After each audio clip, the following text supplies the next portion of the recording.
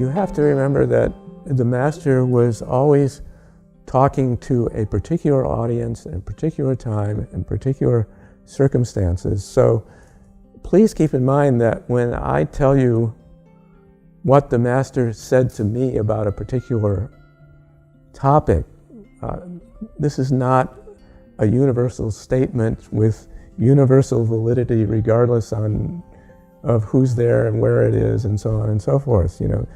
All these statements, all have to do with particular people, particular situations, okay? I always tell people it's the same as when you read the agamas or when you read the stories of people who were with the Buddha and how he taught. It's the same thing as a Shifu.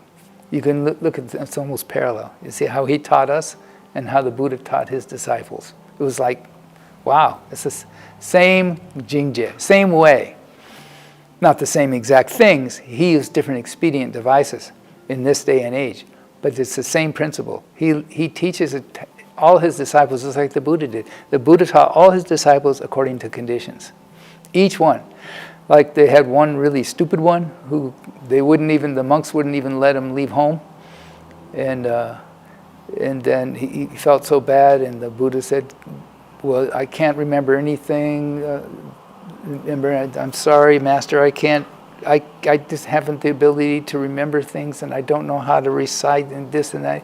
And the Buddha said, well, can you sweep with a broom? And he says, yeah, I can do that. He says, okay, when you sweep with the broom, just recite, I can sweep and sweep clean my mind. Every time I sweep with the broom, I'm sweeping the dust off my mind. He said, that's all you got to do. So each disciple, Shifu did the same kind of thing. It's the same as the Buddha. So if you want to know how the Shifu taught us, that's how he taught us.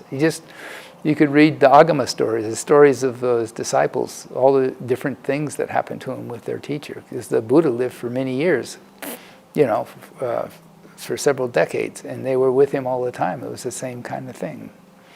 He'd teach you according to conditions, of your conditions, not somebody else's conditions.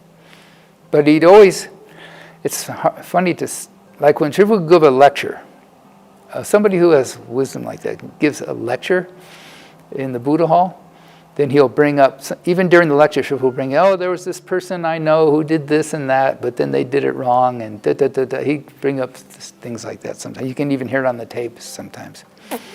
And everybody in the Buddha hall said, Shifu was talking about me. But we talked to everybody after the lecture. They said, no, it's me. No, it's me. No, it's me. Says Shifu was multitasking.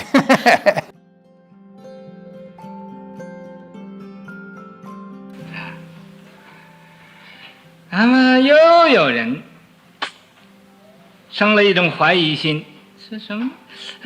我打这个妄想，你怎么知道呢？那你可以打这个妄想，你就不可以我知道？因为我和你一样的，你打妄想，我这个电波也就动了。